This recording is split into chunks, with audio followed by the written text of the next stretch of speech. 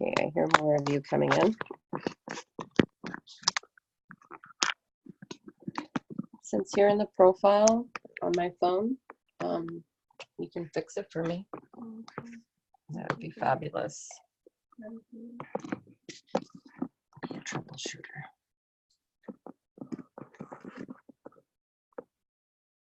Okay, let's see. Can you guys hear me?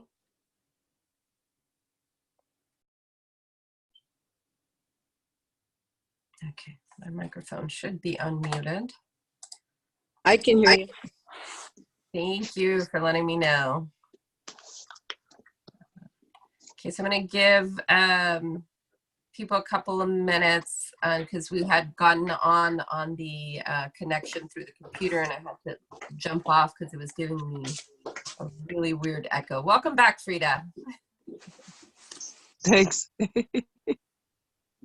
I decided to just go from my phone. I wanted to stream it to the group, but the computer was giving me that weird echo. So we'll have to try again tomorrow because I don't want to delay this more.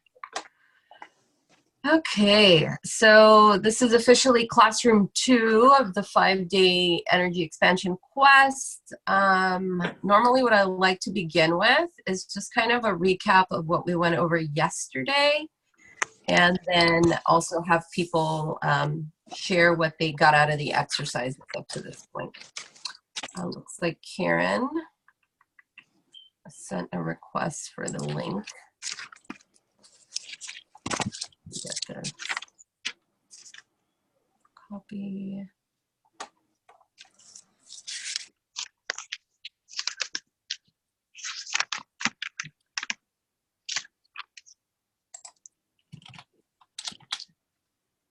Ms. Callisto, are you in the group? Not yet. Not yet. You're adding yourself? I said I don't know how. Okay, well, did you send a request? Yes. Okay, so let me go here and see if I can add you from the computer. Why don't you come here so I can introduce you, because you're going to do the yoga. Well, we're going to do the yoga stuff tomorrow since we weren't on Tuesday? Yeah. Okay. Say hi. Hello. This is my daughter Callisto. She's the one that's going to be leading us in the yoga and meditation part of our course, which is now officially postponed until Tuesday. I was thinking of doing like an in-bed sequence, like bed stretches. Oh, more of a yin. Yeah. Okay. Because I used to stretch when I was Okay. That sounds good. Those are nice. Sounds awesome. Can do that. All right. In the morning. She's going to walk us through a bed sequence, she says. Something that you guys can do in bed in the morning or before going to bed. So we'll be doing that on Tuesday. All right, so yesterday we went through some big fundamental stuff. If you've gotten to watch the replay, congratulations. If you haven't, definitely here's your opportunity to do so, because it sets a foundation for the rest of the 5 days that are left. And I say that there are 5 days left because we have a Q&A portion on day number 6, kind of like your bonus Q&A moment.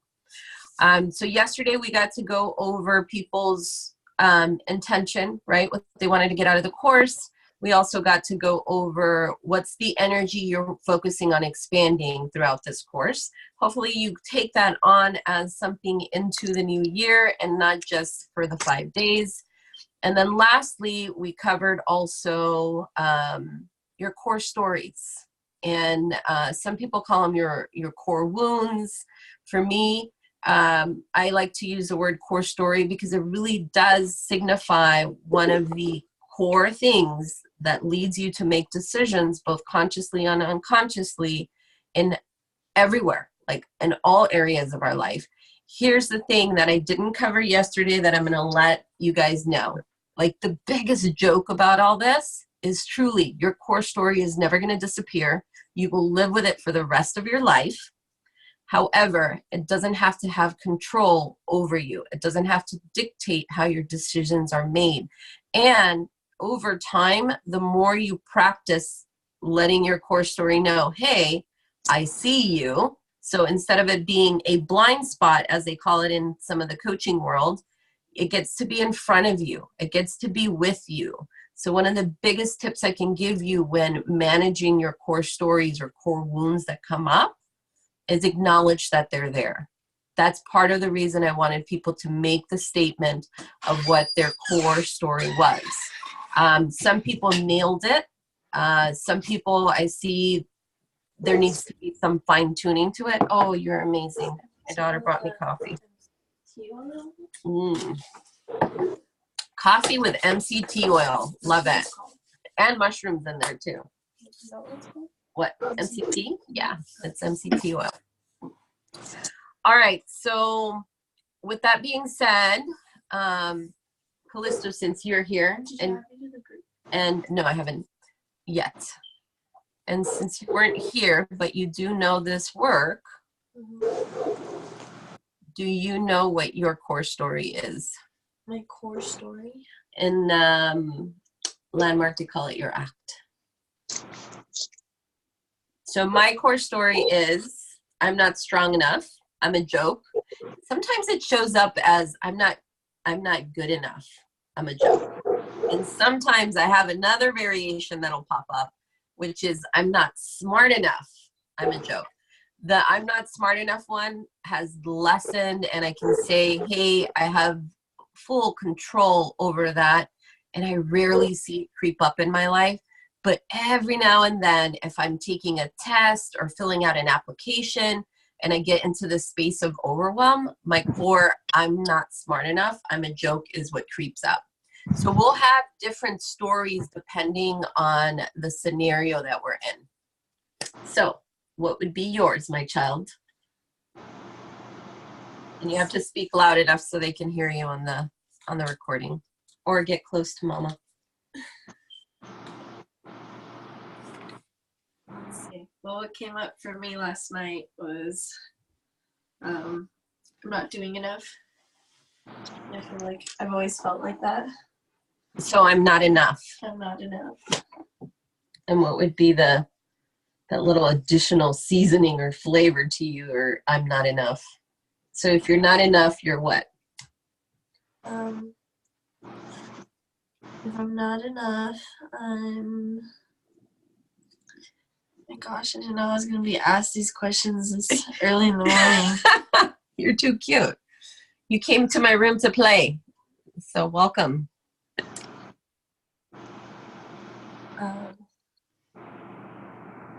Wait, what was the line again? I'm not enough, so... Yeah, so if you're not enough, what are you? So one of the girls yesterday, you know, the second part is the dark side of our core story, right? It usually goes along the lines of like, I'm stupid, you know, like mine is, I'm a joke, right? And I shared the incident yesterday where we went to, hey, here's the incident that occurred that got you to discover your core story. They got to learn a lot about you yesterday, by the way, even though you weren't here. They teach their stories.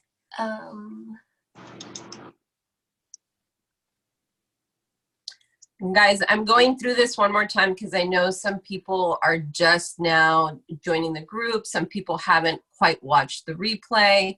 So it's really important foundationally for whatever you choose to do in your life that you identify what's the story that's keeping you stuck. What's the story that's holding you back? So once you're able to identify it, it's almost like you take the power away from it. Got it yet? Sometimes I feel like people don't want me. Oh. Yeah. So. Well, I was kind of thinking about yesterday, and Ryan's brother's girlfriend came over, and I didn't know she was coming over. And sometimes around people, I feel weird. I feel like I'm this shy person when I'm actually not. I told him I felt like a loser or something. So little kid you might have said, I'm not enough, I'm a loser. Yeah. Like that's as raw as you can get with your story. I'm a loser. And then he was like telling me about all this other stuff that I've done, and I'm like, And how here's do you remember that? And I don't. And so here's the thing about our core stories. It doesn't matter how much I tell you, you're not a loser, right? Or other people tell you you're not a loser. You still feel like it. You still feel like it. Yes. And that's why it's important for you to practice saying, brain, body, thank you for sharing. I'm going to go do this other thing anyways, right? All right, so I want to hear from you ladies. Trisha, what was your core story that you uncovered, and how can you take power away from that core story and create something new? Well, my core story was trust is my core issue, obviously, which brought up more issues. But I had like forgiven my mom and wrote a letter a long time ago, about the incidents and everything. But what I did discover was from that time of the molestation, I gave nothing but total trust to everybody, and after that I stopped. Okay. And I think I pretty much stopped it through my whole life except for my kids. So your core story around trust, what would you say is your core statement then? So if we were to put it in a sentence, what would that sentence be? I've forgiven my mom, I guess, let me see, how would I put this? That I need to heal the inner child that stopped trusting, that went out and got a job at age 7. I need to fix those core issues. I need to go back to that point in my life, I think. So inside the trust, and you're calling it trust issues, what is your statement though? Is the statement that little you made one of, let's see, is it, I'm trying to tune into your energy, because we want to write it out as a sentence, right? Okay. Like we want to get to the point where you can say, I'm this, I'm not that, or I'm not this, I'm that, right? So with my daughter, she just literally, as she dug deeper, she came up with her, I'm unwanted. I'm unwanted. I'm a loser. It doesn't sound pretty. There's nothing pretty about our core stories. And those 2 words actually fit into my core story. Okay. So I would play with, it's somewhere in the world of I'm not enough, I'm unwanted. For some people, it's I'm not pretty. It really is more to shine light on the dark side of us, right? The more we can embrace the dark sides of what's going on in our psyche, the more we're able to shed those things away. Does that make sense? Yes, it does. Negative thing you say, you need 15 positive things to get rid of it. My little mind hacker here, she says for every negative thing you say or think, you need 15 positive thoughts to counteract them.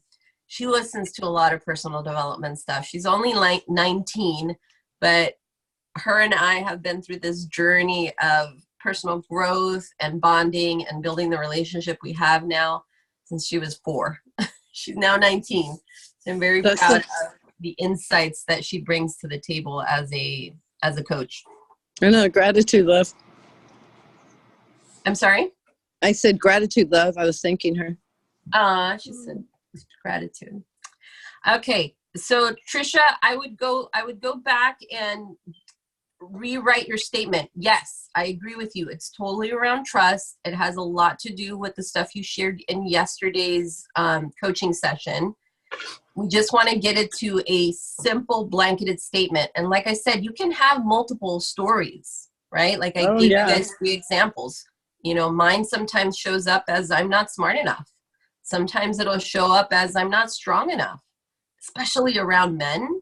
That one shows up for me a lot, right? Yeah. And it's not even about strength.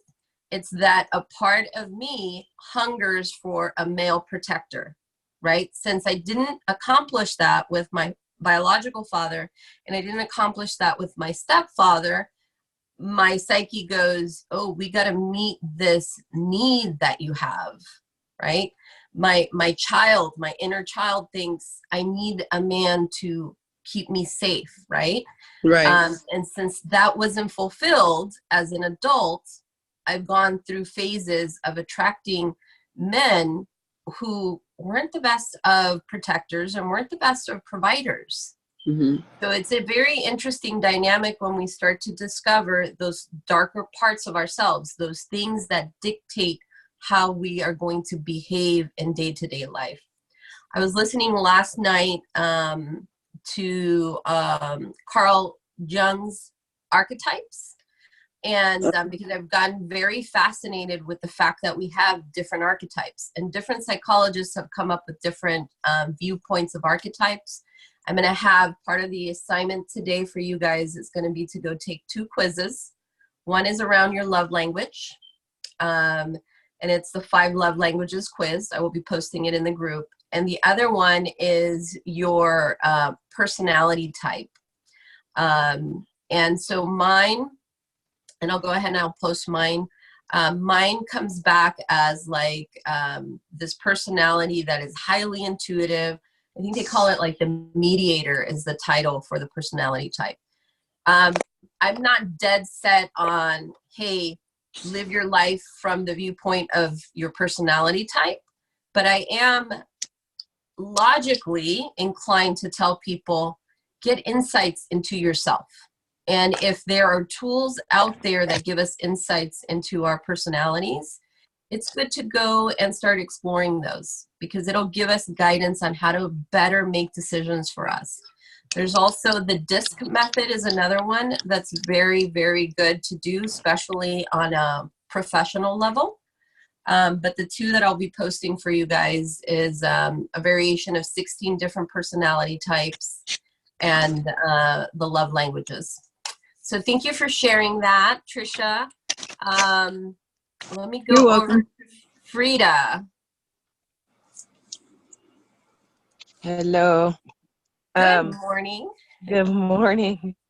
So amazing, you know, because I've been doing my work for a long time now, but like really the forgiveness exercise struck a huge chord with me because I thought I was done with what I was needing to forgive. But it does tie into my core story, which is that I can't. I'm not strong. I need a man. And this core belief stops me from moving forward, because how can I move forward when I don't think I can? Because I'm not strong enough. Yeah. To go and do without the physical support of a man. And the reason that it was so profound is because my father's he's an amazing provider, you know, financially, but there were other areas that were lacking. And so, you know, again, it's looking at this issue that I have with men too. So, yeah. So your core statement, Frida, is going to go somewhere along the lines of I can't, and instead of saying I'm not strong enough, what I keep hearing is I'm weak.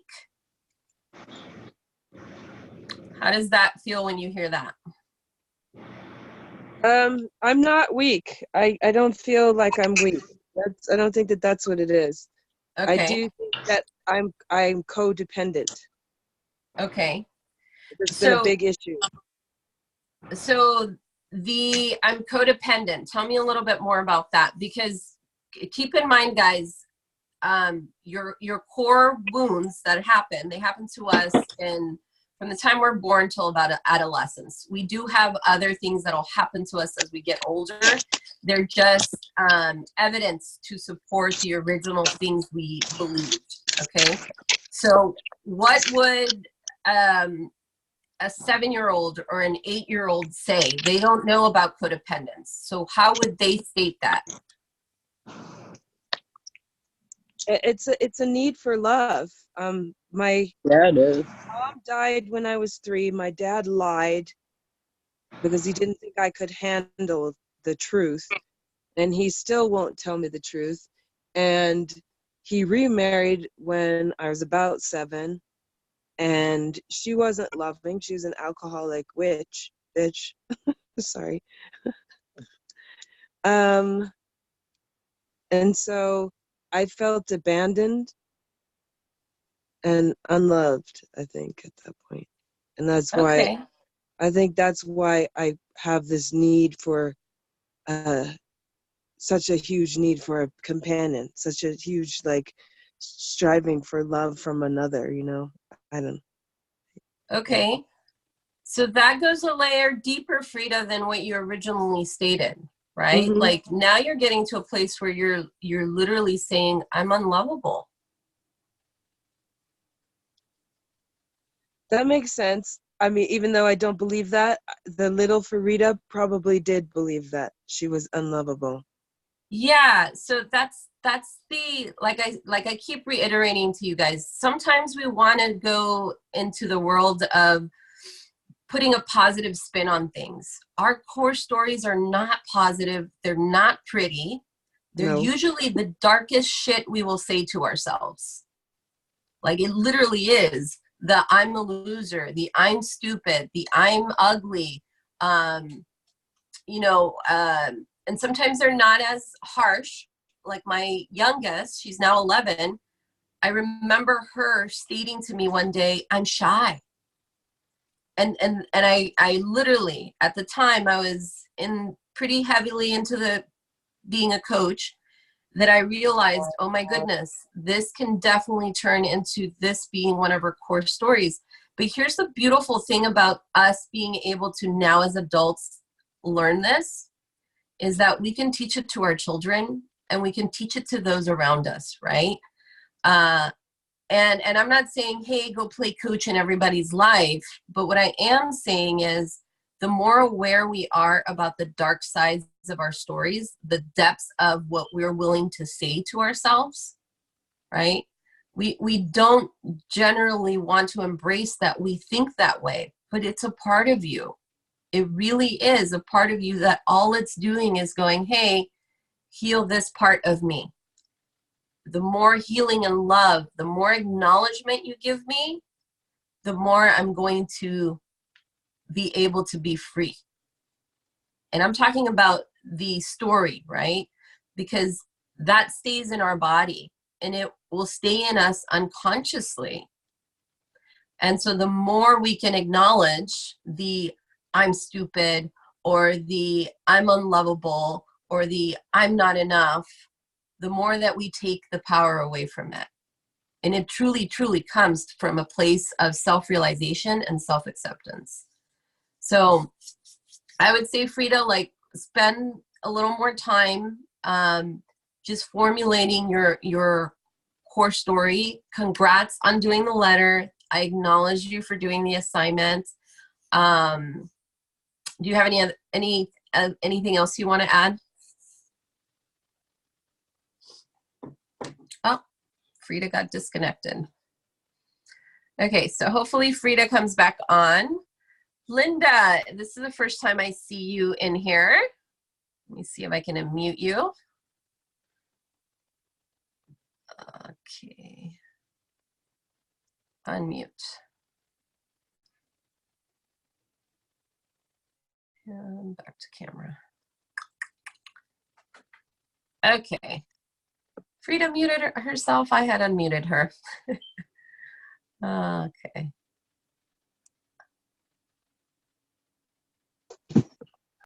Okay.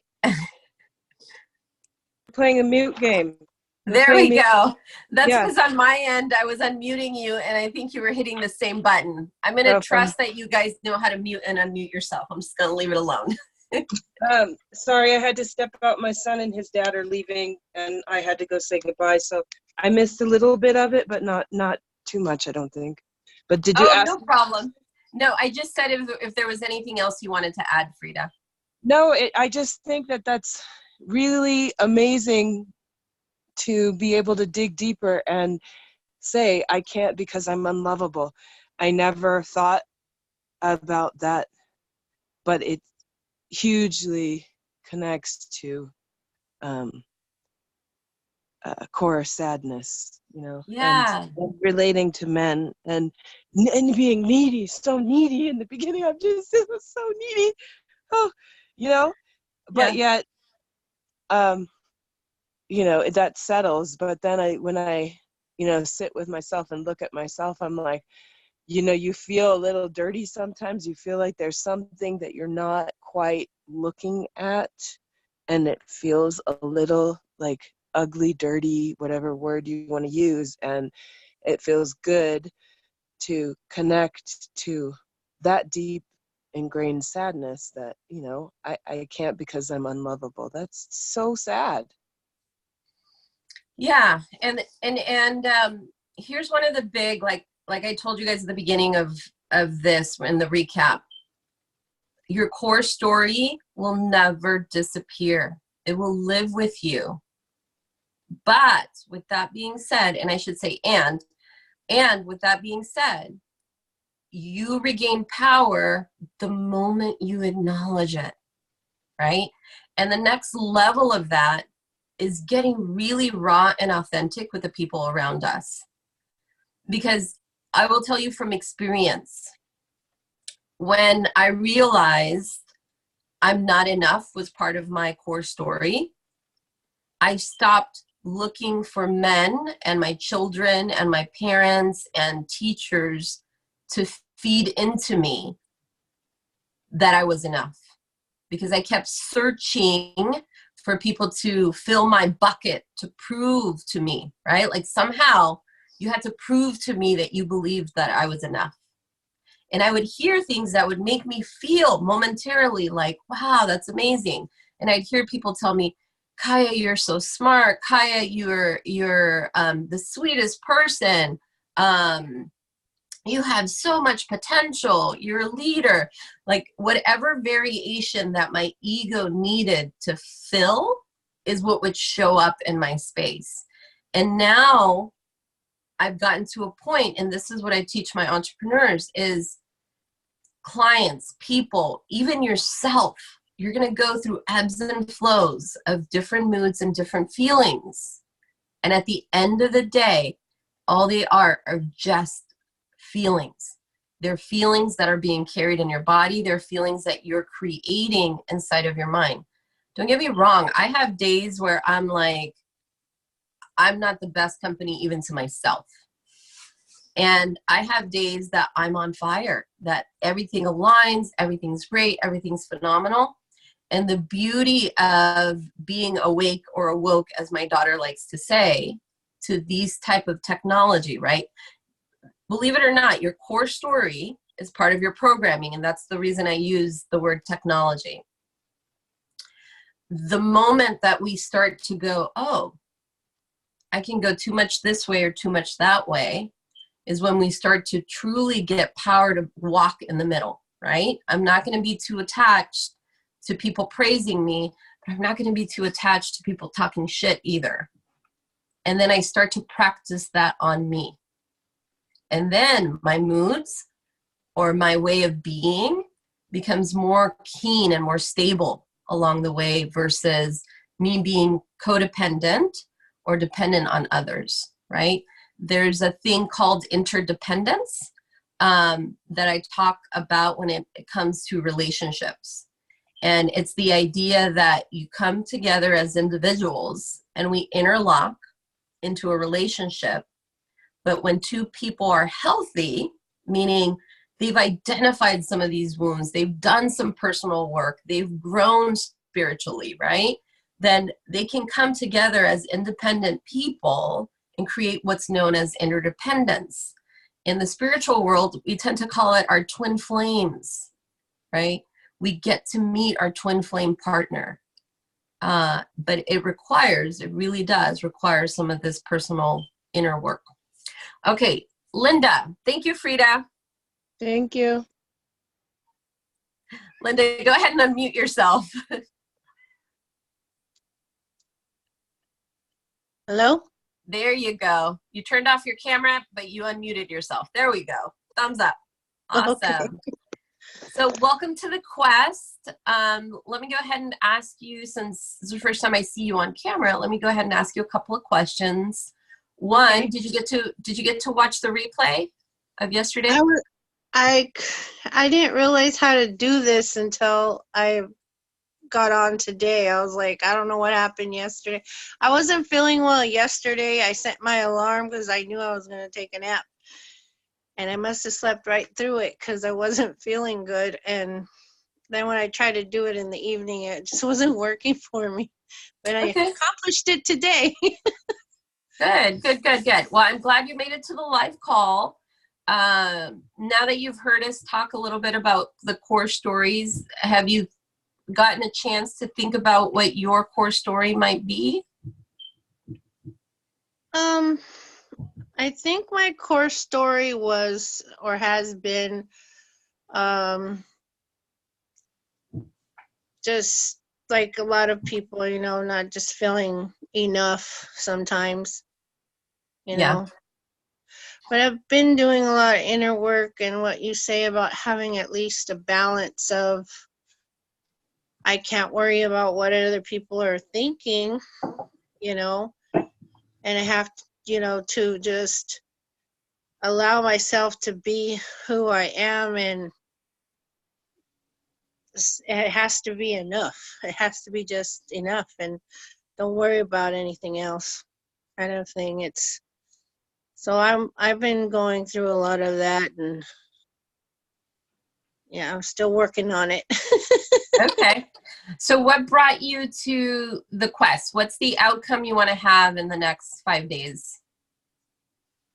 I just need a better understanding and vision of what my new business going forward is going to be. I know it's something that it's a niche. Like my last career that I had for 32 years was a niche, and this is the same feeling, but I haven't prepared myself like how to organize that or sort it out. I've studied, but just for my own personal edification, not because it was going to become a business. And then when it kind of all kind of connected, like made sense, the whole thing. And I wanted to talk about how I work with crystals, and I'm an energy healer with Joe Ray, which is it's a little bit different from what a lot of energy healers work with. Joe Ray deals with the eliminating toxins from the body, and we believe that if our soul or our spirit has been affected somehow on an emotional level or mentally, you talk to yourself in a, not in the best way, that affects our body. So because the soul and the lives in the body, it's like they're right, like they touch each other. They live within the layers of each other. So the toxins of what happened in a spiritual way also will pollute the body, the organ. So we work on healing the kidneys so that we can move all that out. It's kind of like Reiki, but it has its own special place. And so what would you like to be doing inside as the new reinvention of your business? Well, I want to work with the crystals, and basically the healing modalities that I've been using to help me feel better in my health. So I'm a stroke survivor, cancer survivor. I'm living with half of a thyroid because I had thyroid cancer. but I also am survivor of hypoparathyroidism, which is a very rare disease, so they say, but it's pretty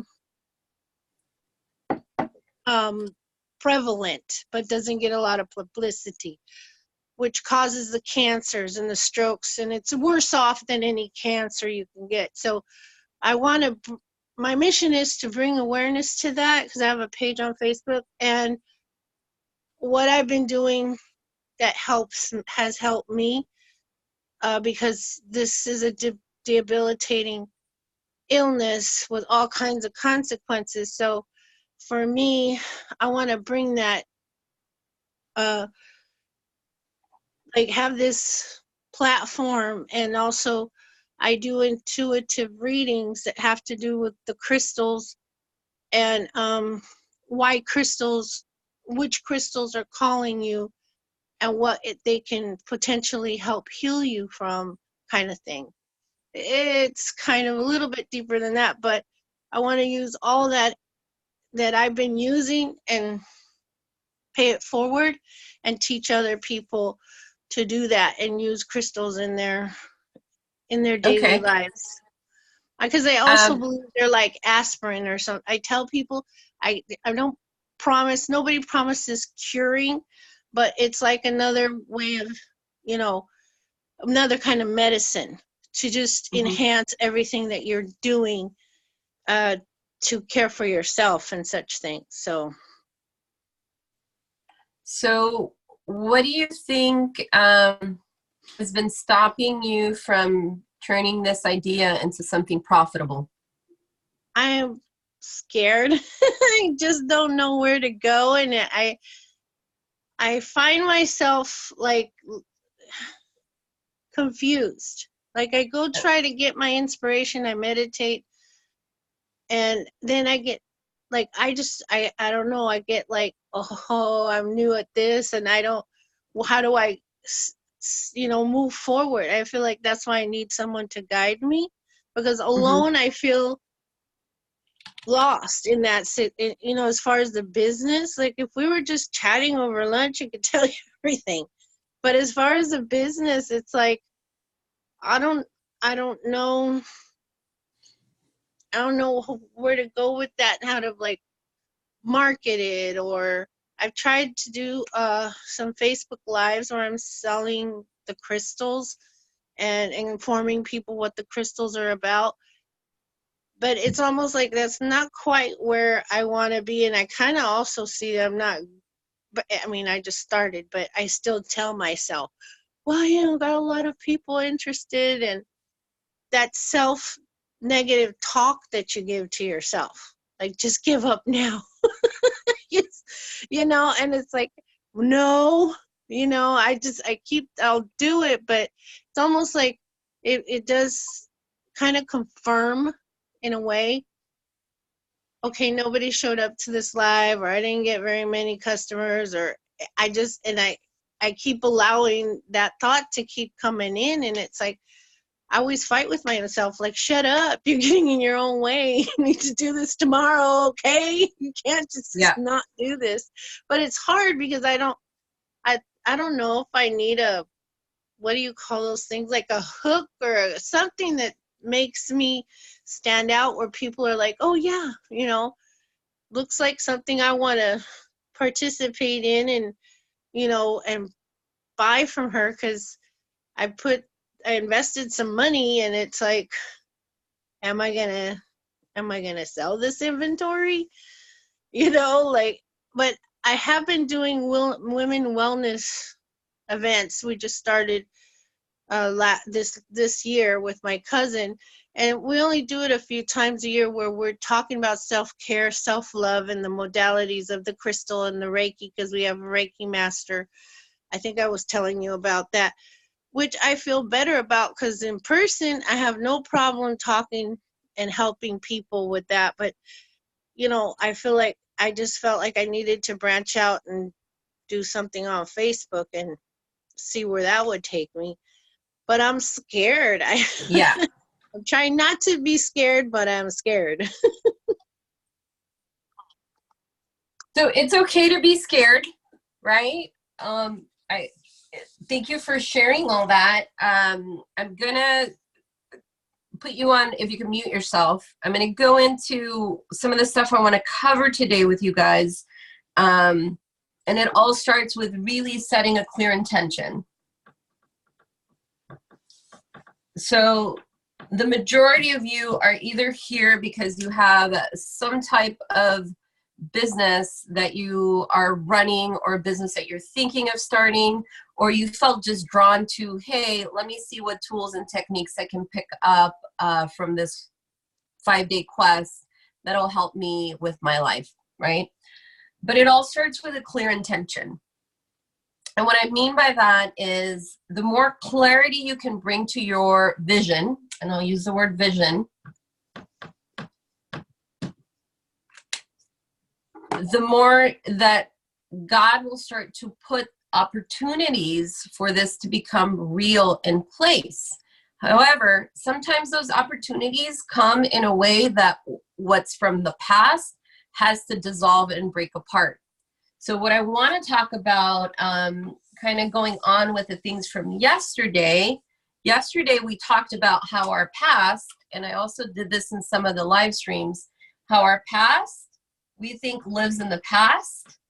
And this isn't a concept I came up with. It's a concept that I've learned in the coaching world, that we think our past experiences, that we've left them in the past. But in reality, we're carrying them around with us. And the worst part of it is that we're not just carrying them around in the present, right? So if you were to imagine a backpack and all the experiences you've ever had are there in your backpack, we're carrying it around, right? And like, this is what most people think has happened to their past. And another set of people think, oh, I've already forgotten that. I already left it behind. And in reality, what's happening is this past, I literally tell people, lives in your future. So there are experiences that you've had, Linda or Trisha or Frida, from the past that are now going, hey, I want to do that thing.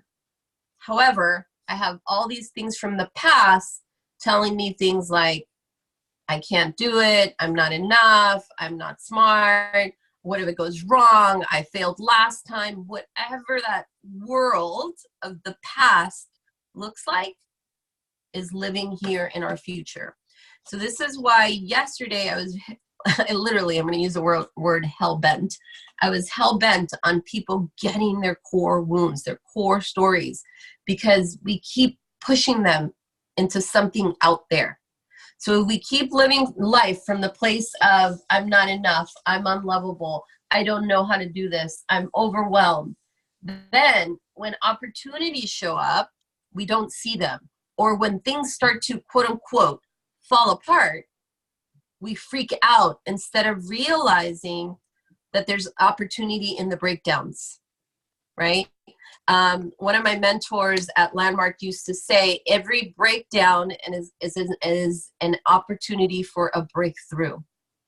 These days, I like to tell people, the more you can identify your blind spots, the more self-contained, self-power you can generate to create anything that you want.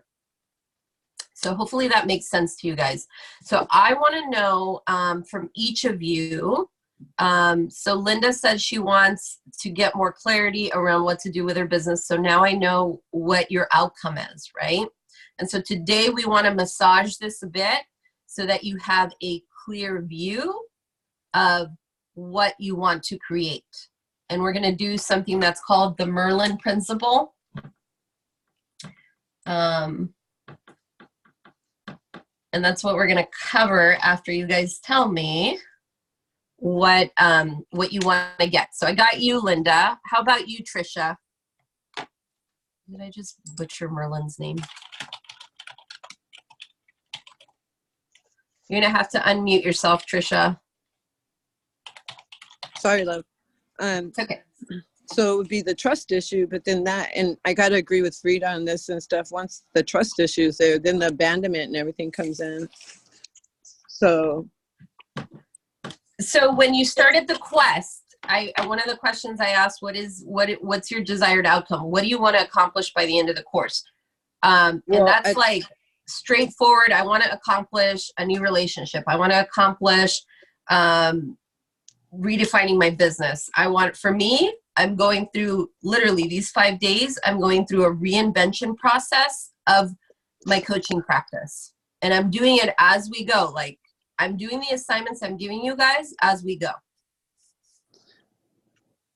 Okay, so literally right now, I'm like I'm not like looking for anybody else to fulfill me. That what you said about, the past and stuff, that's something I know I need to work on and stuff, the childhood issues, and I've been putting it off. Mm-hmm. But I will do that now.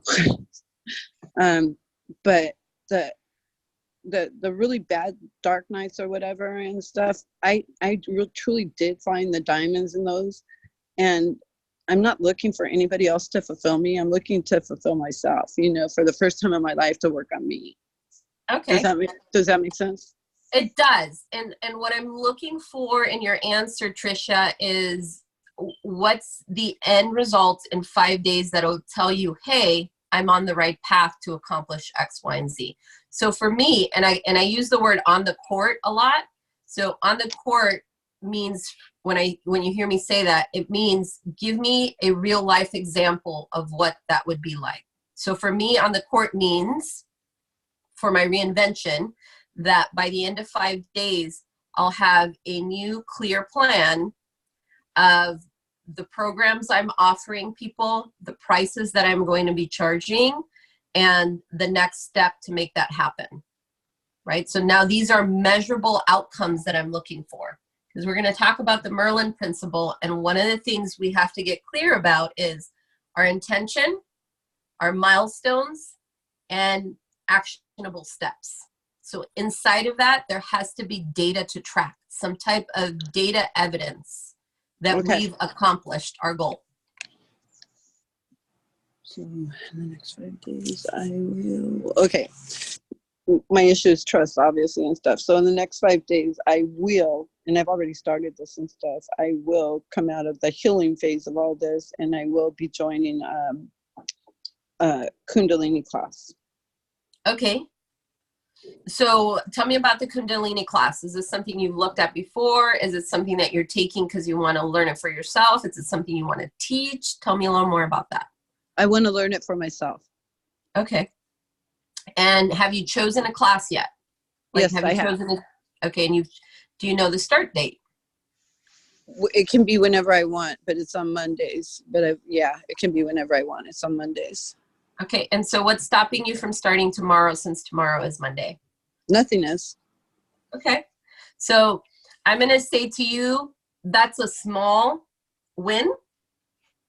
And it's one that's going to require you taking massive action. And I'm going to challenge you to register to go to your class tomorrow. I will. Okay. So it's going to take something of you to be accountable that happens. Okay, but they're only open in the morning, tomorrow morning, okay?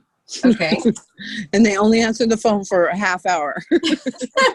Okay. So Tricia, what do you need to do? Who do you have to become? Right? Like the theme song I didn't play in the beginning, our theme song is Unstoppable this time around in our class. I recommend that you guys listen to the song if you haven't already heard it.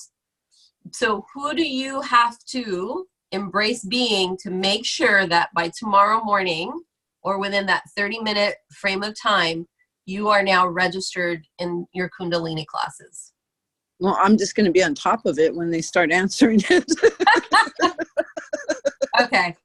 And how will we know, Tricia, that you've accomplished registering for your class? Well, I guess they would have to give me some kind of information over the line. Okay. Or if I have to walk in, Okay. So how will you communicate to us that you've accomplished registering for your class?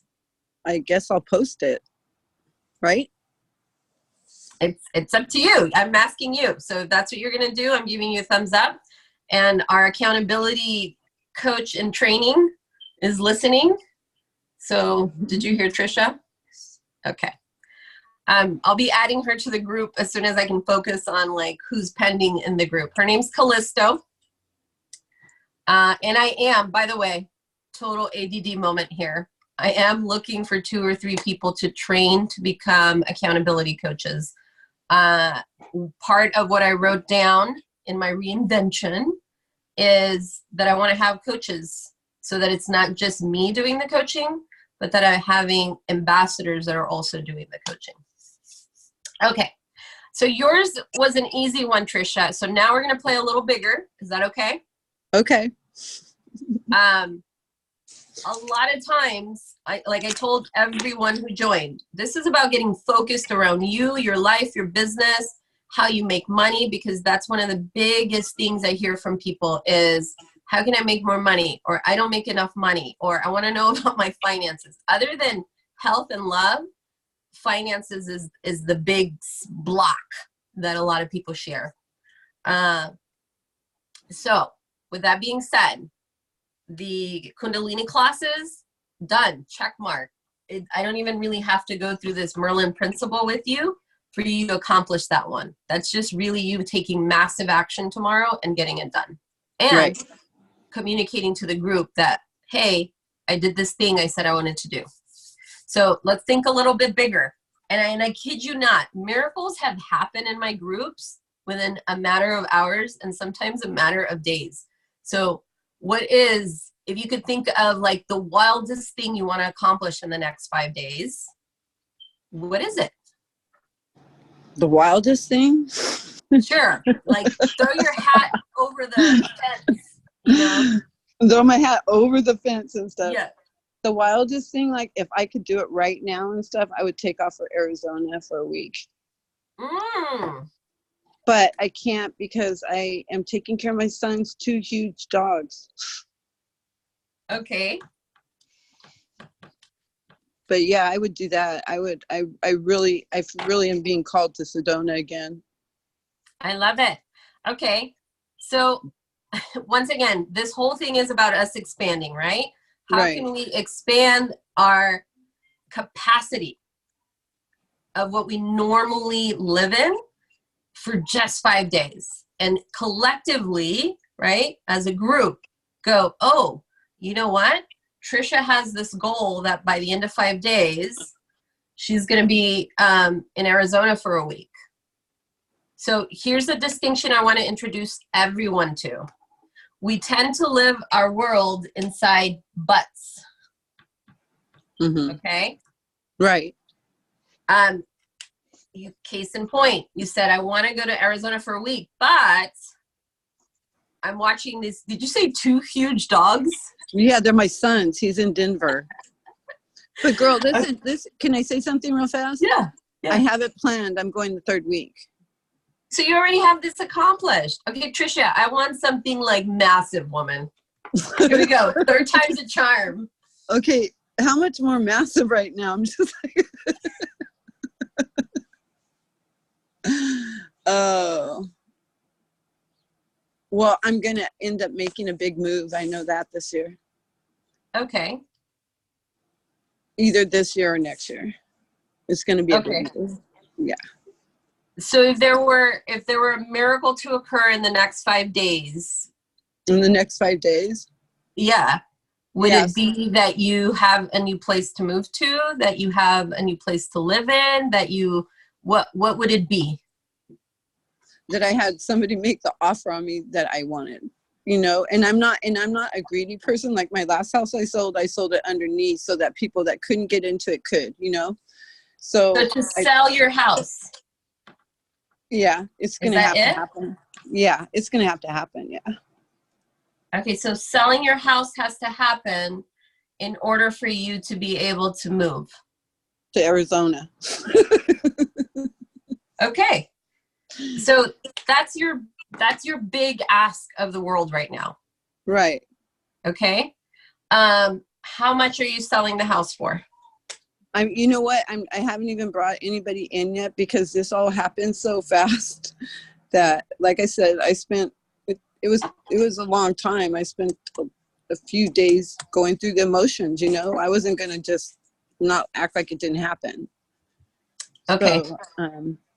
So, I but- want you to take this goal, okay, and you're gonna break it down, and I'm gonna go through the Merlin principle in general for everyone, and then I'm gonna teach you how to break down the Merlin principle so that you apply it to your goal.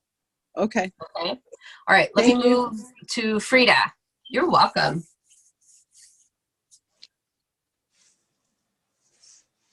Frida, go ahead and unmute yourself for me.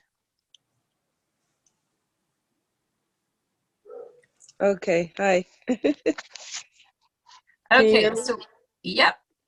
What would you say is your big goal, your big ask of the world in the next 5 days?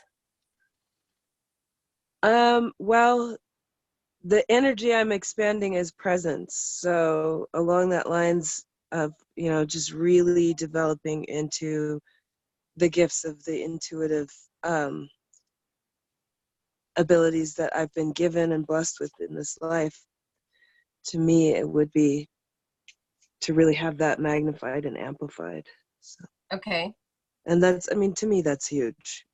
To really know, feel, experience, use those gifts, be present fully in those gifts. So what would have to happen in the next 5 days for you to experience that which you just shared? Exactly what we're doing, which is the focus. So I have gone back into a routine in order to, really sit with myself and just really sit with myself, because I haven't been in that practice. So that means if that morning requires a meditation, it requires a meditation. If that morning requires breathing, it requires breathing.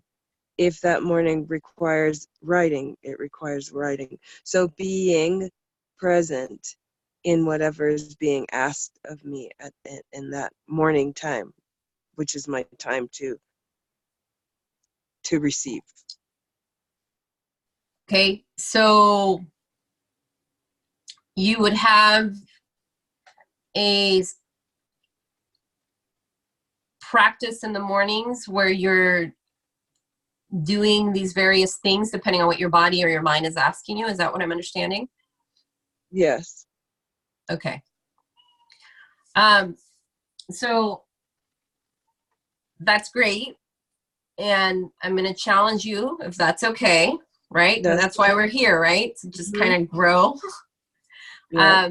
Similar to what I shared with Trisha. That's something, one, you said, hey, I'm doing it right now.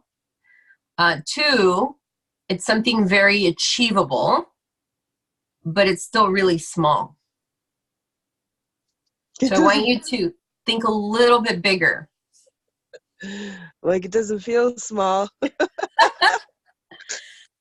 So, and Frida, I'm saying small in the sense of, I'm not questioning whether you have accomplished or not accomplished this in the past. Mm. What I'm saying small in the sense of, that's just you. A big, and I'm not taking away from people having goals that are about themselves. But what's really, really going to get you to grow is the minute that you take your goal and you expand it to a place that it's going to require other people to make it happen. So I really am here, and I'm like going, so Calista, did you make a note that Tricia wants to sell her house? No?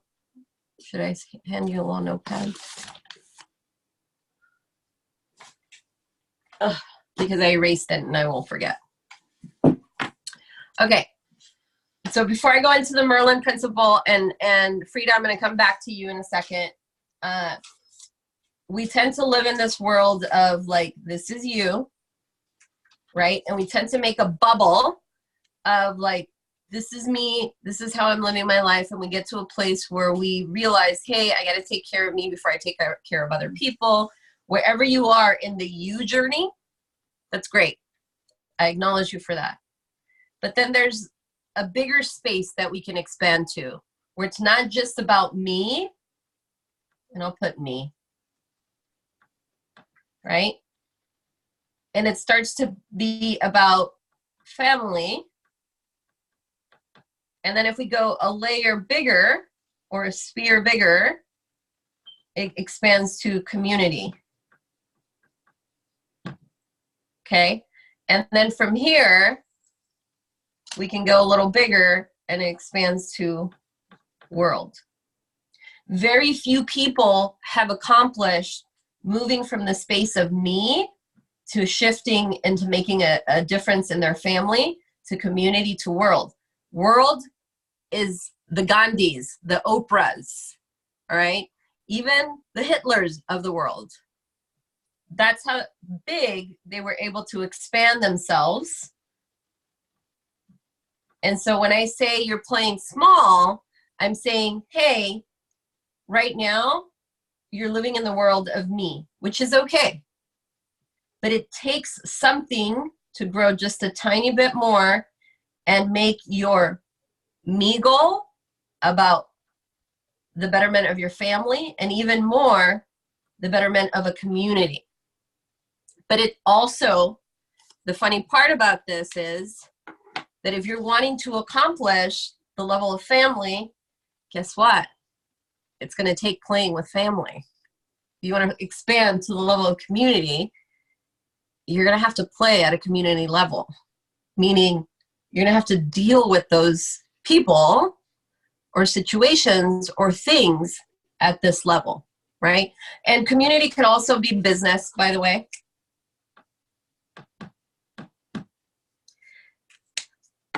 And so right now, me, I can throw a dart and go, hey, I play in these 3 realms now.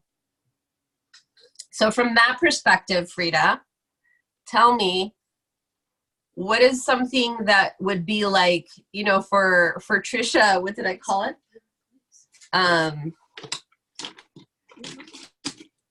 For Trisha, I said, what's a wild goal?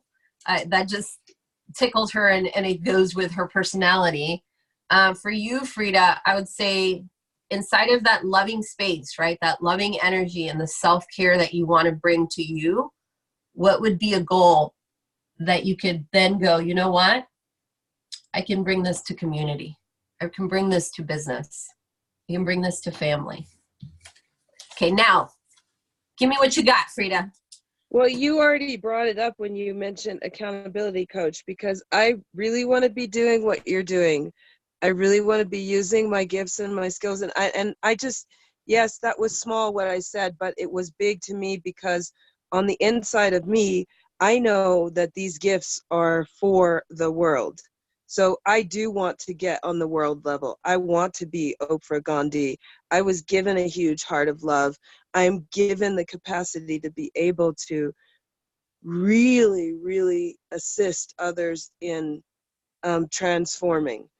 So that's where I want to be, and that's what I want to see. I mean, you know, my situation I'm dealing with right now, and I don't want to get into it, except to say that it's an opportunity to go to the world level, because Spirit is providing that for me, for that beautiful, beautiful opportunity to share with someone. And I want to do that on a world level. And actually, after I had done all of the work that I did yesterday with, you know, the replay and stuff, and going back over what I had written and writing the letter and tapping into that and burning the letter, I did have somebody come in and ask me about my lucid dream work. And, you know, and I was like, oh, okay, I didn't close that door on what I teach. I'm also a teacher. So yes, world level teacher, guide, inspiration for, you know, using the things that I've been through, the doors that I've opened, the depths that I've gone to within myself to help on a world level, for sure, for sure. Love it, love it. Okay, so I'm going to ask you to mute yourself. We're going to go through, thank you for playing with me, Frida. You guys are so sweet and so generous, by the way. You're doing all the heavy lifting, which makes my job easier. My daughter is literally falling asleep in my room. She says she's listening with her eyes closed. Oh my gosh, you're too cute, child. Okay, so the Merlin principle, not something I came up with. You can definitely go to Google and look this up, but I'm going to simplify everything that I've read about the Merlin principle. And so things have to be measurable. Okay, and there has to be, I'm going to put clarity and vision together, because you have to be really clear about your vision, about where you're headed. And it has to be, once again, it has to be measurable. So we're going to take weight loss as an example. So we're taught to look at things on a linear level, right? So time moves, quote unquote, forward. I feel like I should turn this towards the board a little more. Okay, we tend to think that things have to move forward because we're in the belief that time exists chronologically moving forward. We as human beings happen to be the only ones that really have adopted this view, right? Quantum physics now tells us that, hey, there's a bunch of ultimate possibilities going in all kinds of directions, and that time is just truly a construct that we've made up. With that being said, it's helpful to know that we can collapse time. And that's not something I made up. It literally is being taught by some people that follow quantum physics, right? That we can collapse time. So clarity, a vision, and it has to be measurable. So when I asked each of you, like, what's the biggest, wildest thing? Like, if you were to expand, right? Expand beyond you, beyond family. Like, what is that big, massive thing that you want to accomplish? And suspend the idea that you only have 5 days. And I keep bringing up the 5 days because that's how much time we have together. But with that being said, there are people who have the capacity to collapse time, and instead of believing that it's going to take them a year to make $1 million, they've programmed themselves to know and believe that they can do it in a day or do it in a month, right? There's people who are attuned and programmed into, like, hey, I want this bag. And I've seen my daughter do this countless of times. She'll see something that she really likes at the mall, or she saw it online. And the next thing I know, within a couple of hours or a couple of days, someone has given it to her as a gift, or someone has given her money to get that thing.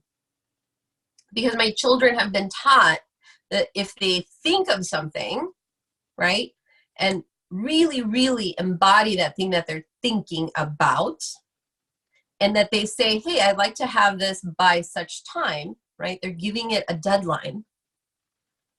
They believe they're going to have it, and they just let it go. They don't question it. We as adults question it. My children do not question it. So children are our biggest, what would I say? They're our biggest manifestors, because they've suspended this idea of time. It doesn't exist for them. They just know that thing that they desire. And Abraham Hicks says, we sent rockets of desire out there, right? Kids are phenomenal at teaching us this lesson. Okay, so inside the Merlin principle, time doesn't go linearly. However, we do start with the end in mind. And we create a timeline. And like Merlin was able to see into the future, right? Or pick up information about something that was in a different space and time and let us know about that. And this is where this truly comes from. It definitely is a great way to strategically plan something without necessarily breaking down every single detail up front, because we literally create it out of nothingness. So I'm going to use weight loss as an example. So let's say my end goal is to lose 15 pounds in the next week, right? So my end goal ends up being the 15 pounds. And I'm very clear, right? This is a weight loss goal. I'm very clear of like why I want to lose the weight, and I'm just giving a hypothetical here. I'm clear that I want to look sexy in my new clothes, that my confidence is going to be better, that I'm just going to love how I look in front of the mirror. Like I start bringing those things that I put in my vision board if you finished your vision board. And then there's what I can measure. The one thing I can measure is pounds, right? I could also measure dress sizes. I can also measure inches, right? So there are different ways that I can measure my weight loss, not just the 15 pounds. So let's say that I've now created my plan. I want to lose 15 pounds. I'm going to put it here at the end. I'm going to put 15 pounds. Now I'm going to ask future me, and this is my little added bonus to the Merlin principle. I'm going to ask future me, or I call it your inner CEO, your inner self, your higher self. Kaya, what did it take you to lose the 15 pounds? And then I'm going to get some information, and we're going to walk through this visualization in a moment. And I'm going to get some information, and based on that information that I gather, I'm going to then construct my plan. So a lot of people say, make your goal realistic, right? They're smart, what they call SMART goals. And one of them inside the SMART goals is that it be realistic. For me, knowing that I've lost massive amounts of weight in the past, I can say that in a week's time, I could see myself losing 15 pounds. Is it the healthiest of things? Not necessarily. But can I believe for a moment that in a week's time I can lose 15 pounds? Yes. And that's what's more important about the goal, is that some part of you, even if it's a small part of you, needs to believe that this is doable. Okay? So I've now done the moment of like, okay, I'm going to tap into future me. I'm going to talk to future me about my weight loss. I'm going to visualize it. I'm going to go there literally in a couple of moments. We're going to do this exercise. You're going to see future you. Okay. And then I'm going to ask, like, what did it take you to get there? And so mind you, we said that this was in 1 week. So I'm traveling in my imagination through time into a week. So it's now the end of the week, right? 7 days from now. And I'm talking to my future self. I'm visualizing that future self. And I hear water fasting. And now I really am asking future me, what would it take to lose 15 pounds, by the way? So I hear water fasting. And if you guys have ever done that, it feels great, by the way. After the 3rd day, usually. Is there anything else? And I hear sleep, right? I am a horrible person when it comes to going to bed on time. So I really am right now, as we're doing this, having this dialogue and visualization with future me. And I'm writing down some of the things that I'm hearing and seeing from future me. Okay. So now I'm going to take a step back. This is these are some of the things I'm hearing happened. So I'm going to go, okay, what did you have to do? If this is broken down into 7 days, 1, 2, 3, 4, 5, 6, and 7. Okay, so then I'm going by day 6. Where was I? And I'm hearing 13 pounds. Okay, by day 5, where am I with my weight? I'm hearing 12 pounds. I'm literally making up the plan as we go based on what I'm hearing. Okay, so I'm asking day 4, I hear 10, I hear 8, 4, and 2. Okay. Is this, if you guys, I need participation here. So Linda, Frida, and Trisha, if you would go ahead and unmute yourselves, I just want to hear a yes or no if this is making sense to you. Yes, lots of sense. How about you, Frida? Yes. Okay, perfect. So measurable is going to be the key. Okay, one of you, I need one of you to volunteer to do the visual. I'm going to walk you through the visualization part of this. And your homework is going to be to apply the Merlin principle to your end goal, right? Notice how I didn't go from day 1, I'm going to be doing this, day 2, I'm going to be doing this. No, I went in reverse. This drastically changed how I do business, because then I literally start with the end in mind. And so for example, and I'll do an on the court example with you guys. I've already gone to the place of the next program that I'm doing, right? So this program's the free program, and I offer a group program and one-on-one sessions. So those are the only 2 things I offer. And so in my world, I've already done this exercise, and I came up with 13 people in a group, right? And I came up with 4 people one-on-one. So I sat and I did this exercise on my own, and I like to use the dry erase board. And I went to that place of visualizing, right? What's doable, what's measurable, what had to happen for this to occur. And these were the final numbers that I came up with, okay? I kid you not, the same principle I've met, what is the name of her company? She used to work for Lululemon, and she went on to build her own yoga line. And this is one of the people that that got me to drill this assignment in my head, because I heard her story.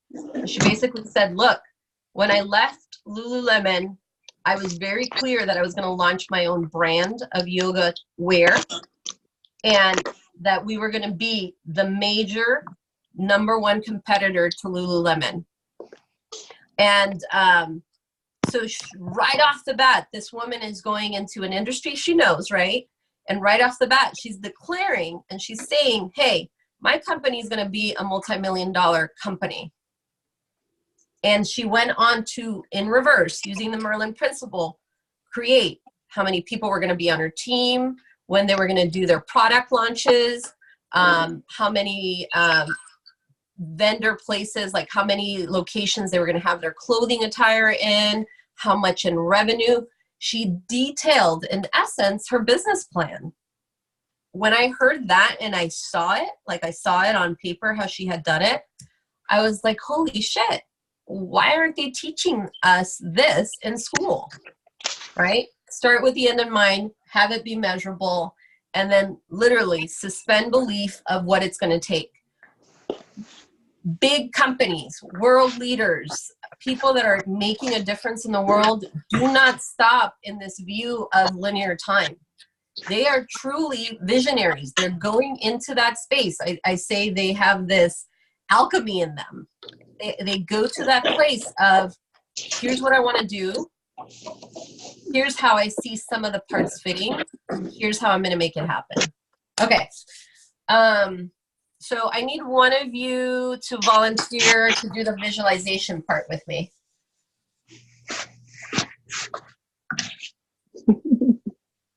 Nobody? Come on, Frida. Trisha's voting for you, Frida. I would love to, but I have too much. Okay. My car broke down. I sold the other one, and now baby daddy's car broke down in there. So I can't focus right now. I mean, maybe it would be a good thing for me to do, but I'm afraid in the middle of it, something. No problem. That's Okay. totally okay. I'll try. Okay, Trisha, great. Thank you for participating. All right. Give me a second. I see some people are sending messages here.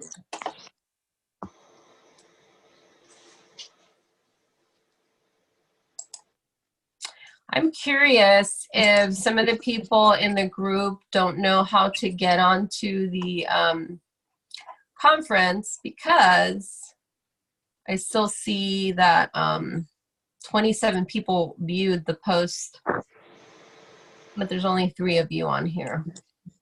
Okay. All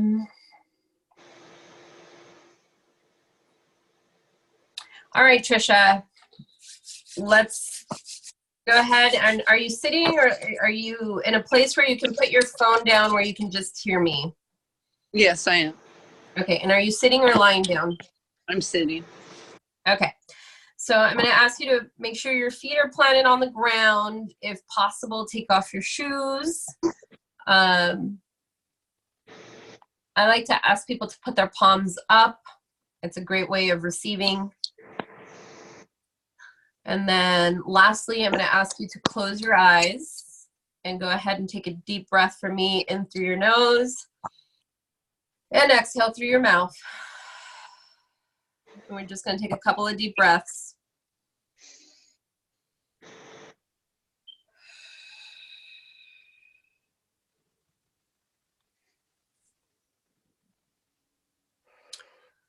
Okay, Trisha, in a moment, we're going to go to a place in the future. But first, we want to get yourself grounded. So I want you to imagine that from the bottom of your feet, there are roots growing into the ground. And if you were to start to feel the sensation of those roots going deeply into the ground, going past your floor, past the dirt, and those roots continue to go further and further into the ground, all the way to the core of our earth. And if you were to imagine or pretend for a moment that there is a big ball of light in the core of our earth, what color is it, Trisha? Green. Green. Okay, so I want you to start to wrap your roots around that green ball of light that you see at the core. And I want you to imagine that that energy of light is starting to come up through the roots, up the ground, up your feet, continuing to come up your ankles,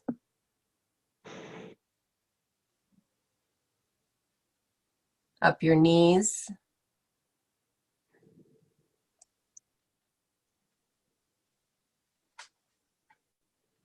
up your thighs, and coming into your belly, filling up your core. And as it fills up your core, I want you to take another deep breath in and exhale.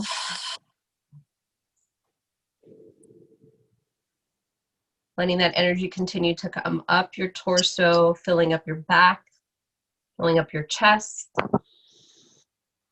filling up your arms, your throat, your face, and completely filling up your head. And then I want you to imagine that that light is now coming out of the top of your head, out the crown, shooting up into the heavens. And we like to say that you're now connected above as you are below. And now that you're connected this way, Trisha, I want you to imagine that this energy is expanding to fill up your entire room.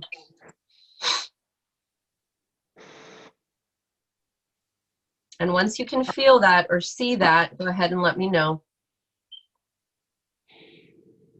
I'm outside and I see green everywhere with my eyes closed. Love it, love it, love it. Okay. So we want to stay in this space, knowing that this energy is flowing through you and from you. And we're going to ask angels of the north, south, east, and west to just put a protective barrier around all of us. And Trisha, I want you to imagine, I'm going to use a week. I want you to imagine a week has gone by. And I want you to start to visualize Trisha a week from now. And once you can start to see where you are, what your surroundings look like, go ahead and let me know. I'm where I'm at. Okay. Is it day or night? It's day. Okay. And what are you doing, Trisha? Taking care of things around the house right now. Okay. A week from now, right? Yep. So a week from now, I totally hope to be immersed in the Kundalini because I think I need that. And Okay. So what is Trisha a week from now doing in the house? oh, I do it every day. I have a routine. I get up and do the meditation, prayer, and all that stuff. And I live alone, so I take care of the house and the yard, the pool, the dogs, everything. Okay. So go ahead and take a deep breath, getting centered to the future you. Okay. So we're asking that creative side of your brain, we're asking that intuitive side of your brain to take us into a week from now. Into a week from now, I'm going to be painting again. Okay. So do you see yourself right now? Do you see future you? I do see the future me. If you're talking Okay. a week from now, it's like in the situation I'm in, it's not going to happen. I mean, it could happen in a week. Anything can happen. But the situation, Okay. I would write it down verbatim, like you showed on the Merlin thing, how I would make it happen, because Okay. that's how I manifest. So go ahead and are your eyes still closed, Trisha? Yes, ma'am. Okay. So we're going to go just a little bit deeper because you're still going from the logic to the intuition, right? So we're going to go ahead and I'm going to count you down to get you re-grounded. So I want you to imagine that you're at the top of the steps. And at the bottom of these steps, there's going to be a door. Can you tell me if you see that door? Yeah, I do. Okay, what color is the door, Trisha? It's blue. It's blue, but it's hard to explain the blue. But it's blue, like a darker blue, with like silver. Not silver. It's not silver. It's more like a platinum gold, like threads running through it. Okay, beautiful. So I want you to imagine that you're at the top of the steps, and at the bottom you're seeing this door. And so we're going to start with 10. And as you go down the next step, we're at 9. Your body's feeling heavy, starting to relax, starting to let go. 8, taking the next step down. Letting go of everything that you're carrying in your shoulders, your back, your neck. 7, going just a little bit deeper. Your body's starting to feel heavier and heavier. Your eyelids are feeling heavier and heavier. 7, go ahead and take a deep breath in and exhale. Tuning in inward, letting go of the body. 6, feeling the body in complete rest. 5, feeling all the energy inside of you. 4, starting to open up that side of our creative space. 3, Getting down to those last steps. Let them completely go. 2, 1. You're at the door. So I want you to imagine that you're opening this door, and on the other side of it is future you. Now, I don't want you to talk to future you. I just want you to watch for a minute. You started to tell us some of the things you normally do. But I want you to see what's different a week from now. What's different that Trisha is doing? Look at the colors that are around. Watch her mood. Now, is it day or night? It's day. Okay. And just stay with what you're seeing. What is she doing? She's at the park. Okay. And what is she doing at the park? She's meditating. Perfect.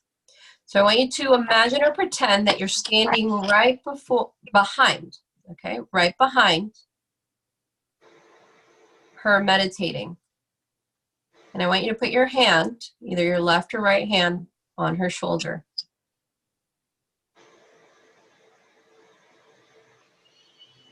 And as she turns to acknowledge you, I want you to ask her, what did it take to get here today?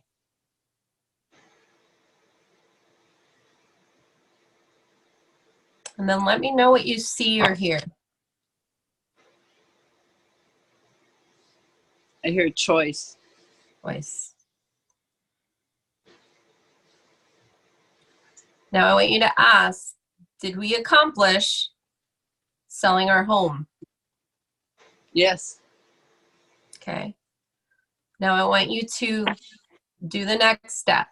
I want you to ask if you can step into her body.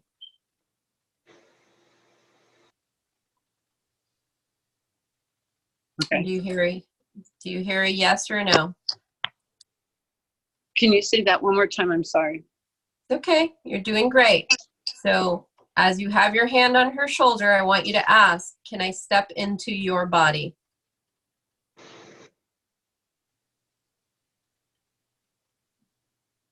I don't hear a response.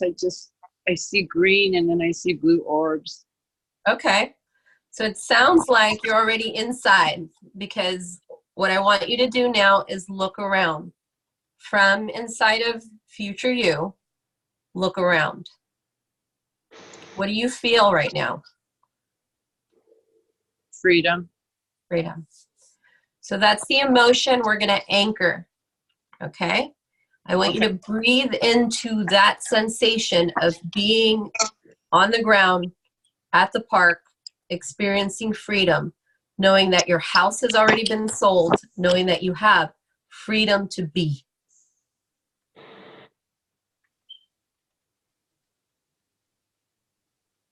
Now I want you to pick an area on your body that you're going to tap as you're feeling and seeing this emotion.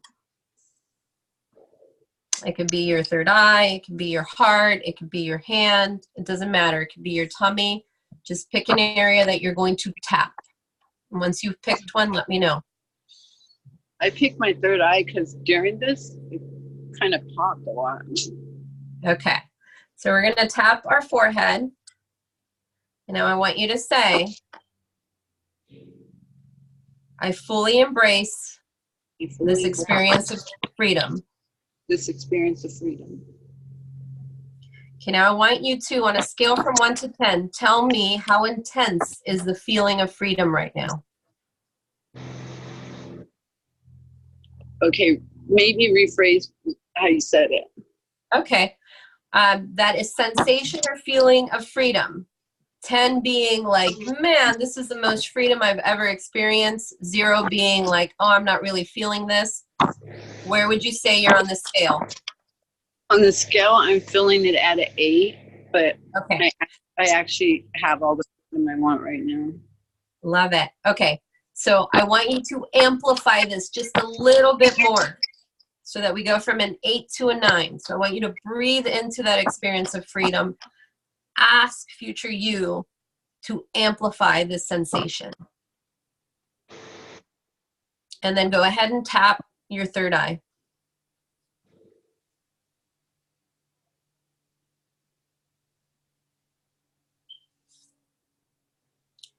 Okay. So now I want you to step out of where you are. We're going to start to bring you back. So start to come back into your body. Wiggle your toes. Wiggle your fingers. Start to gently open your eyes.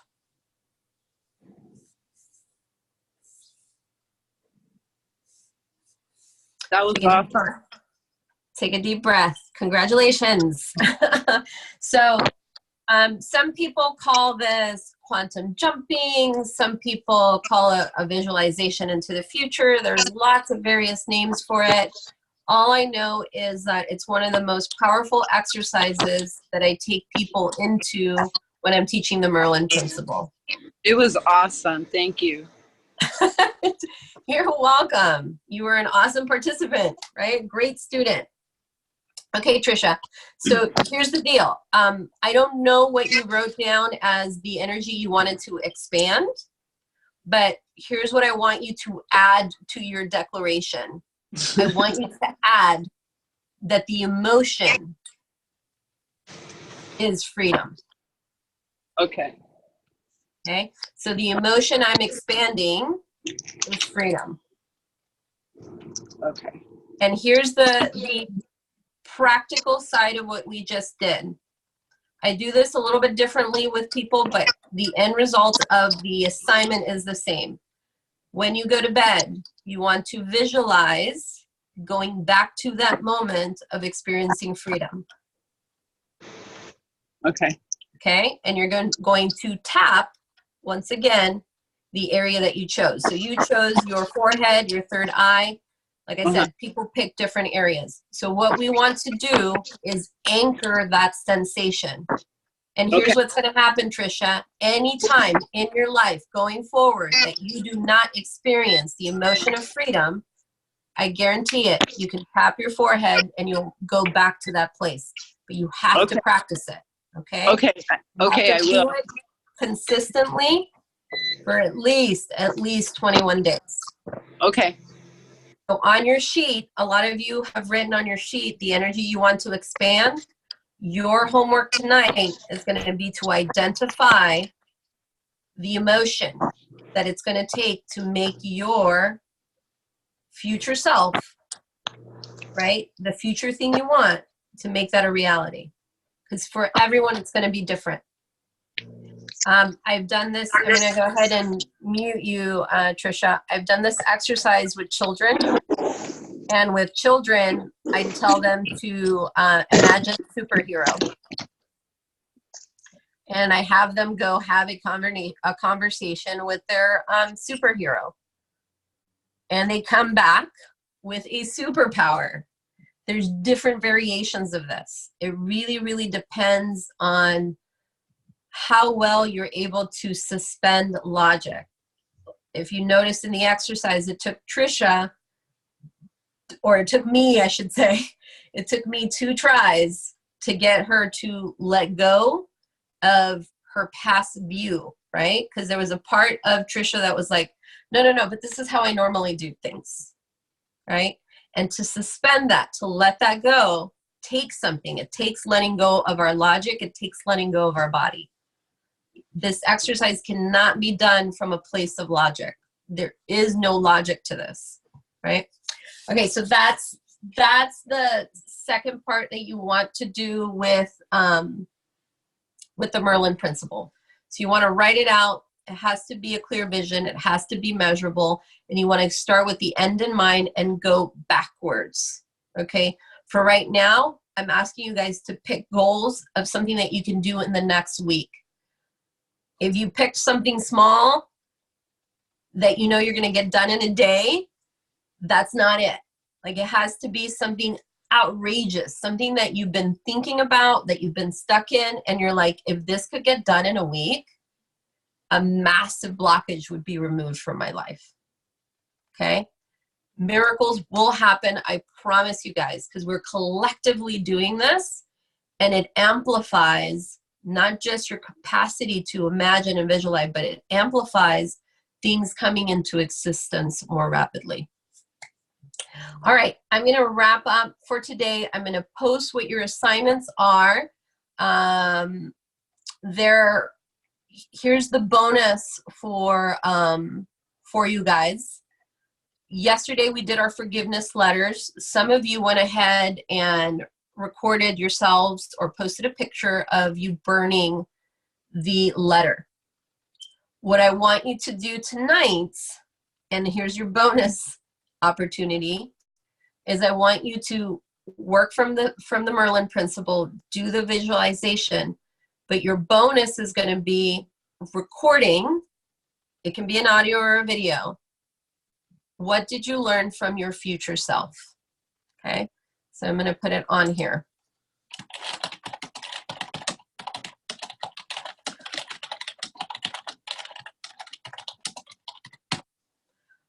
Karen, who's in our group, did this exercise with me a year ago before she even launched her business. And I think the recording is in the Lightworkers live feed. And she was able to see herself speaking in front of a group of kids. And back then, she had lots of projects that she had going on, from what I remember. And it wasn't clearly defined the path that she was going on. She was in my last 6-week mastermind, and she had people offering her funding for her project. She got crystal clear on how to deliver the information, because originally she's like, oh, I'm going to be talking to kids. I'm going to, like, here's what I see. Here's the kind of work that I want to do. And she's on a mission to help at-risk youth and prevent suicide. Okay, so it's a big, right? When I say I work with people that have extraordinary visions, I mean it. Like, it's a big task. Who she has to become to make that happen literally requires her growing out of her comfort zone, as we call it, and really working through her own personal stuff. Because, like, Frida was sharing, not Frida, I think was it Linda? I'm not sure. I feel like somebody jumped off the call. One of the ladies that was sharing earlier with the crystals and things, and her core story being around not enough. When we show up with those lacks, right? When we show up with those stories, we limit ourselves. I love that Frida shared that somebody contacted her to work with her. I guarantee you, the more clarity you get about you, the more clear, the more inner work you do, the more opportunities to fulfill on your work that occur. And opportunities will show up left and right. I kid you not. You're going to have to develop the capacity to say no to certain things and yes to others, because opportunities will pop up like popcorn. And you have to tune in to go, is this an alignment with where I'm headed, or is this a distraction? Is this part of my path, or is this a distraction? Because there's times where logically I think this opportunity has nothing to do with my mission. And when I tune in spiritually, when I tune in to that inner CEO, I hear, I want you to take this, or I want you to go ahead and say yes to this. And then I say yes, and that leads me to someone or something else, right? Sometimes you have no idea why Spirit, why God is calling you to say yes to something. But you have to develop that capacity of learning from you, right? That's exactly what we just did right now. We literally said, I suspend the reality of time, and I'm going to go talk to a future variation of me.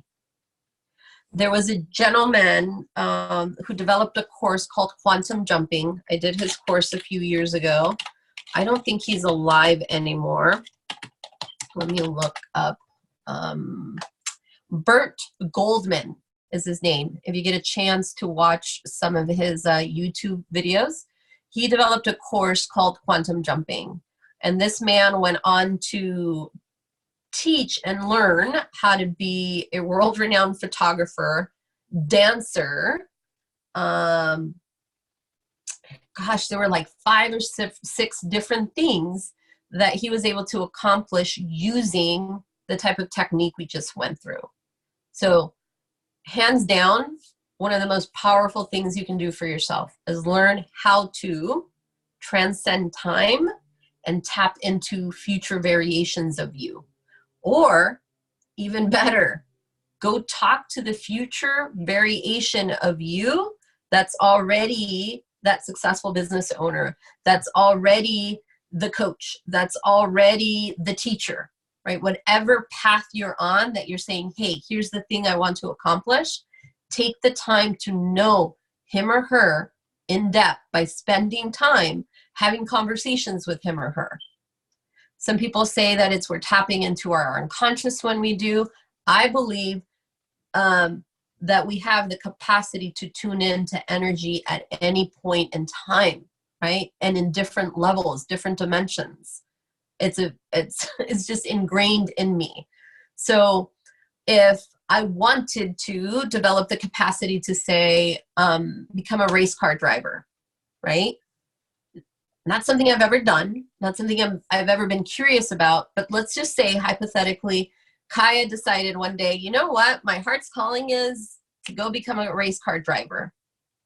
The tools I'm teaching you, I literally would go and say, okay, I'm going to suspend time, sit with myself, and go talk to kick-ass race car driver Kaya and ask her, what did you have to do to get there? And then ask her to show me, embody in me the things that you already know, the things that you already learned, the things that you already mastered, and then bring that knowledge back with me. I know this is not a conventional way of thinking. I should have started with the whole don't believe anything I say rant that a lot of coaches say, but here's one time where I want to say, trust me, don't necessarily believe in what I'm saying, go do what I'm saying, go test it, go practice, right? All right, so I'm ready for takeaways. And I think I covered everything that I had. Let me double check. Passes in the future, visioning. We talked about meditation and yoga coming up on Tuesday, quantum future experience. Okay, yes, check, check, check on everything I was supposed to cover today. So Frida, let me hear what your takeaway is for today. Takeaway for today, I'm definitely gonna focus in on that meditation because I started it. I became the tree and had purple and green, which are very connected earth and heavens kind of energy. So I knew that I was going to be able to journey, but I also didn't want to go quite out yet because it's going to be a good one. I can feel it. Yeah. And then this, you said something earlier about how you were a seeker. Well, I'm always saying that on my lives. I'm always saying that as like, I spent so much damn time seeking somebody else, seeking somebody tell me, why not you just tell me, how can you just tell me, are you my mother? You know, I had that kind of like emergency help, I can't do it myself. I can't. And I'm growing to understand, accept, and love that, and now nurture it into something higher than I can't. And that I need somebody else to do this. So that's my takeaway, is like where I stand now. Like right now, I know that I have an incredible power to manifest. So I lit my candle for the car to be some simple fix. So blessing that way up. And so that was my focus towards the end, rather than myself is like, okay, This Mm-hmm. don't have, you know, you don't have to stress. You don't have to, like, because like you were saying earlier, like when we make a decision to do something, sometimes other powers are going to be like, hey, over here, check this out. I want you to worry about this. Hey, I want you to worry about this. I want you to come over here, to distract you, to make you think that you can't, to make you think that you need something else, to make you think that, oh, this is not going to be good for you, you know? So anyway. Love it. Interesting. You're on fire, girl. All right. What about you, Trisha? Thank you, Frida.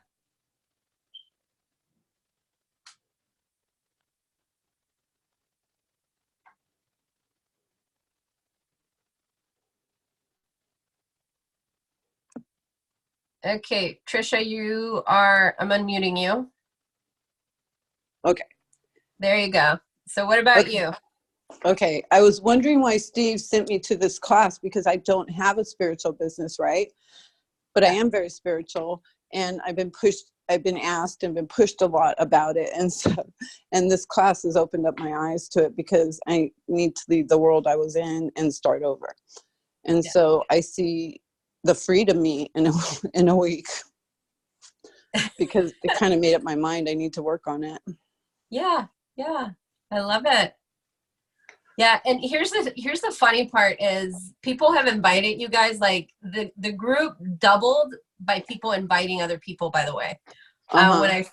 From my own efforts, there was about 40 people.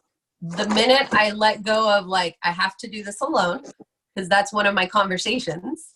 And I said, you know what? I'm going to ask people to invite other people. The minute I did that, the group doubled. That's and amazing. Then I got called to do a live yesterday, and the group grew by like another 11 people. So right now we are at 91 people in the group, and you guys are welcome to invite more people. My whole thing is, as long as they can keep up and watch the replays, I'm game to support whoever jumps on to do the quest. And as you can see, this isn't for the faint of heart. Like, we're going to look at, and I curse, we're going to look at our inner shit. Like, I really am today going, shit, I have a lot of limiting conversations still, right? Mm-hmm. Even at the level that I play, I'm going, damn it. Like, the ego wants to say, I've mastered this, right? I'm at Zen, in the Zen space with this. But the reality is, we're human, right? We're living a human experience. And we have to give ourselves that space of compassion, yet be willing to take action. So thank you. Thank you for that share, Trisha. Thank you. So yeah, Chaya, I was very selective about who I invited, because as soon as I tapped in and did my work, I was like, oh, you know, especially with the realization about my mom's death, I was like, wow, I want people in here who are gonna do the work, you know? Yeah, and I shared this with you, Frida. I think that it was with you that I had this conversation, or maybe it was somebody else. But I had to let go of the last class I led, because the last class was 140 people. Wow. And so I had to let go of this milestone that I had created, that there would be 300 people in the group. And I had to come to grips at some point and go, where am I with my health? Where am I with the capacity I'm willing to, and listen to what I just said, willing to expand, because a willingness has to occur. So I was like, okay, God, if I can do this where I let go of the idea that the calls have to happen at a certain time, right? So my declaration is, the energy I'm expanding is freedom. So I was like, okay, if I can let go of a set time the calls are supposed to be, then I'm game. And the first thing I got asked was, what time are the calls going to happen? And I started laughing, and I was like, okay, God, I got this. My freedom comes in declaring that I'm going to make the lives at different times, and who's ever there is going to be there. And then I had that space of freedom, right? The other one was letting go of the past, like letting go of the past energy expansion group, and being at peace with, hey, I informed the people that were in the last group, we were doing this. I gave them plenty of warning. Some of them are in the group, some of them are not. So yeah, thanks for that. Okay, Linda, what's your takeaway from the call? My takeaway from the call was the exercise that you told us to do, the grounding. Yes.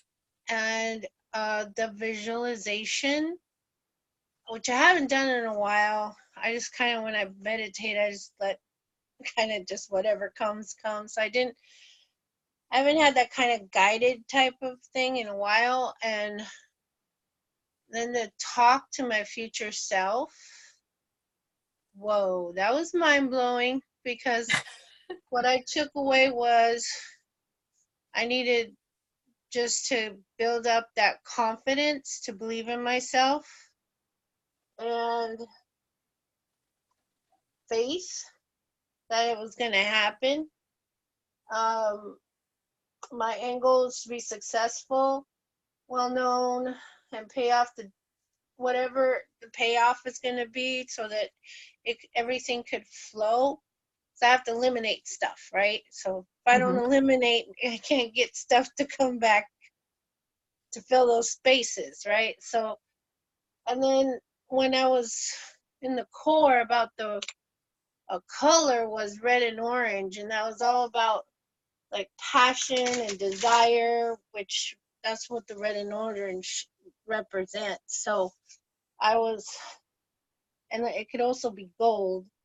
So that kind of scared me, because once you think about anything gold, it happens like that. You're just on an expressway. So it's like, oh God, but it did. I feel more calmed down now. Like, oh, so she's got this. It's cool. Yeah.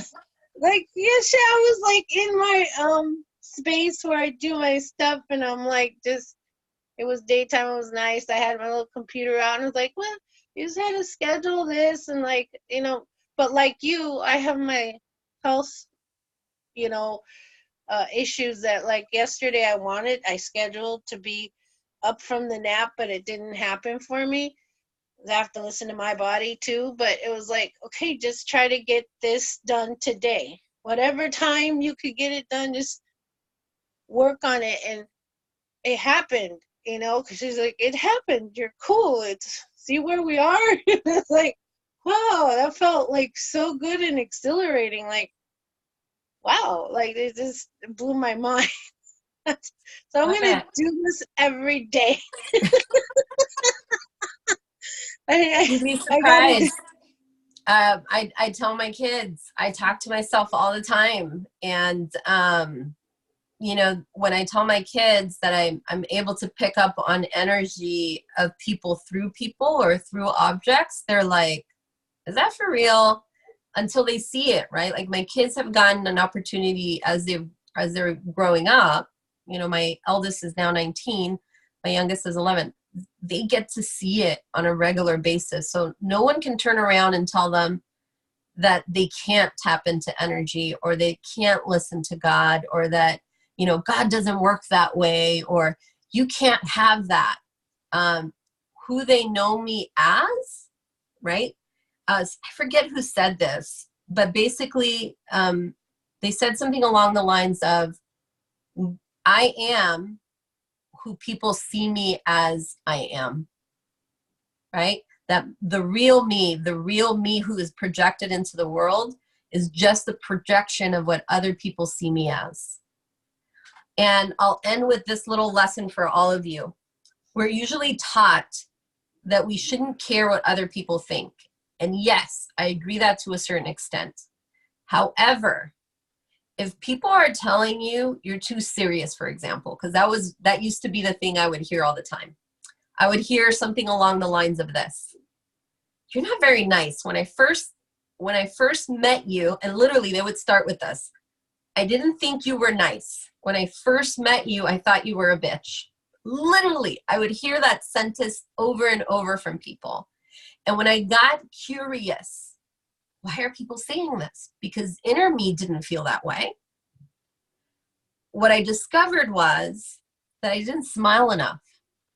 And so to the outside world, they saw me as entitled and a bitch, right? Like that was the projection they saw of me. And I was like, there's a disconnect there. That is not who I want to be accepted or embraced as. So I had to listen to the information coming from the outside in and make a choice. Am I happy and comfortable when I hear people say, I didn't like you when I first met you, I thought you were a bitch, or I thought you were entitled, I thought you were a bitch, whatever variation of that they would say? Or do I want to give them a different experience of me? And if so, how do I make that happen? And that became me going on a quest to ask people, what did you first think about me when you first met me? What would you have liked to have seen, heard, or experienced when you first met me? So I'm going to post those 2 questions because I think it's very crucial.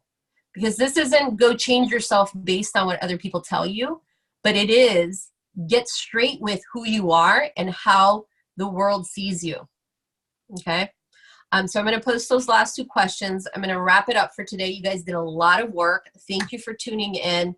I think we went about 2 hours today. I wanted to stick to the 90 minutes, so I'll be more mindful of time tomorrow. Tomorrow we're going to be doing the class at night, and I'm just kind of scattering the time so that everybody has an opportunity to come into the live classes. I will post the time, and it'll probably be around 6 or 7 o'clock Pacific Standard Time. I just have to make sure my schedule lines up, but that's the time we'll be on tomorrow. And then Tuesday, we definitely will be focusing on meditation and some physical work through yoga. Okay. All right, guys, thank you so much. Make sure you are posting in the actual units that you've done your work. And then there's a link for topics that literally say day 1 post, and I just finished doing day 2 post. So you'll see the new exercises on there for tomorrow. If you have any questions, post them in the group, message me, and we'll make sure that you guys get whatever you need during the course. Lots of kisses. Great work. Peace.